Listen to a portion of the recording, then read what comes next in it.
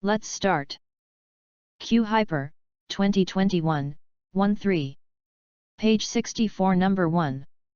The absolute silence was interrupted, from time to time, by the birds going in and out of the broken windows. In the center of the patio, surrounded by the vestiges of wooden verandas with hanging empty pots where flowers had once blossomed, there was a large aging tree, its roots spreading in all directions. I remained motionless and unsure of what I should do next.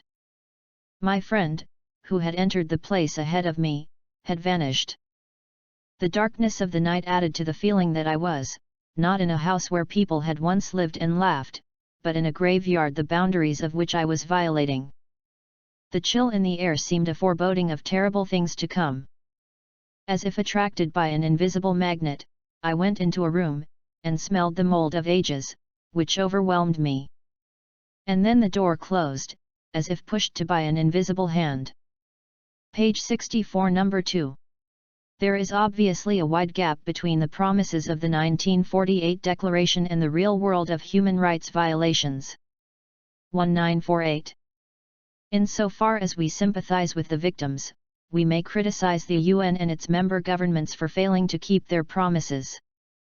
However, we cannot understand the gap between human rights ideals and the real world of human rights violations by sympathy or by legal analysis. Rather, it requires investigation by the various social sciences of the causes of social conflict and political oppression, and of the interaction between national and international politics. The UN introduced the concept of human rights into international law and politics. The field of international politics is, however, dominated by states and other powerful actors, such as multinational corporations, that have priorities other than human rights.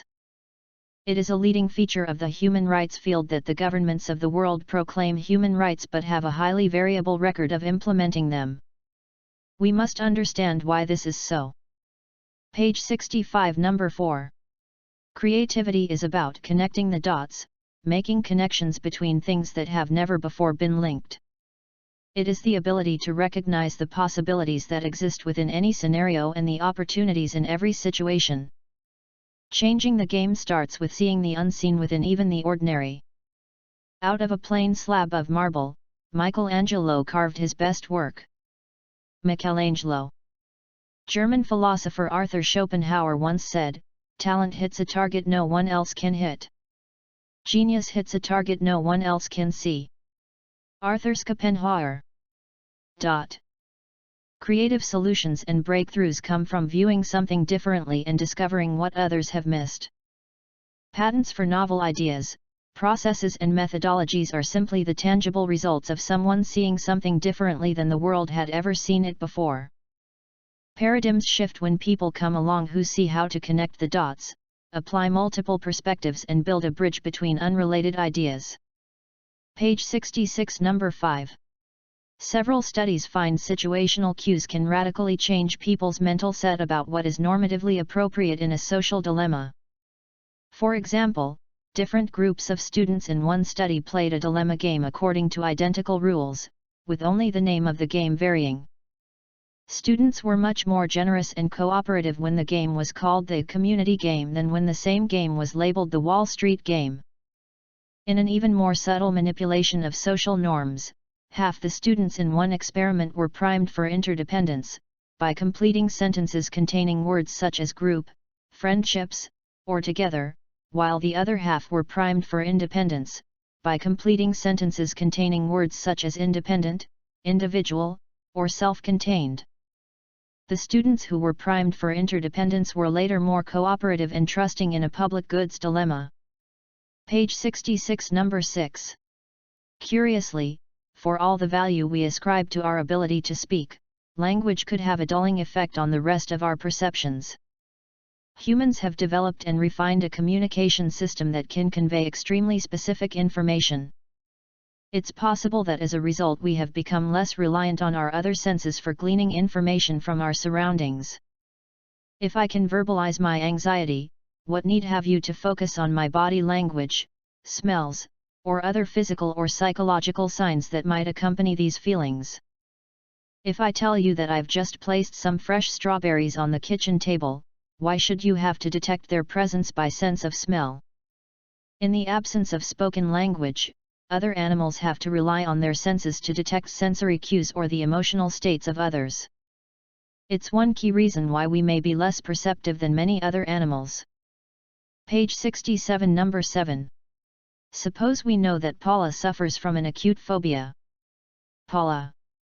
If we reason that Paula is afraid either of snakes or spiders, and then establish that she is not afraid of snakes, we will conclude that Paula is afraid of spiders. Paula. However, our conclusion is reasonable only if Paula's fear really does concern either snakes or spiders. Paula. If we know only that Paula has a phobia, then the fact that she's not afraid of snakes is entirely consistent with her being afraid of heights, water, dogs, or the number 13. Paula. 1-3. More generally, when we are presented with a list of alternative explanations for some phenomenon, and are then persuaded that all but one of those explanations are unsatisfactory, we should pause to reflect. Before conceding that the remaining explanation is the correct one, consider whether other plausible options are being ignored or overlooked.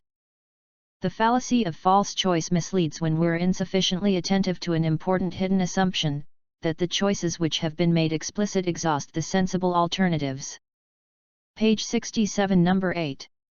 Dr. Davidson and his colleagues have shown that there is asymmetry in the prefrontal cortex reflecting our affective style. Davidson. When there is more activity in the right side of the prefrontal cortex, it correlates with negative emotions such as worry, sadness, and anger. If the left side is more active, we tend to be in a positive emotional state, with a sense of well-being, enthusiasm, even joy. Developing a greater ability to recover, then, should show up as a shift in the relative activity between the two sides of the prefrontal cortex. The left side ought to become more active as the right side calms down. In fact, that happened with a group that practiced mindfulness meditation for 8 weeks. 8. They had greater activity in the left side, reported a stronger sense of well-being, and even showed a positive change in immune system function, as measured by influenza antibody titers. Those who had the most activity in the left prefrontal cortex had the strongest immune system response, suggesting a connection between overall well-being and the health of the immune system. According to Dr. Davidson's study on the correlation of prefrontal cortex with affective style, when the left side of prefrontal cortex is more activated, the feeling of happiness is increased with the boosted immune system. Davidson. The end. Good job.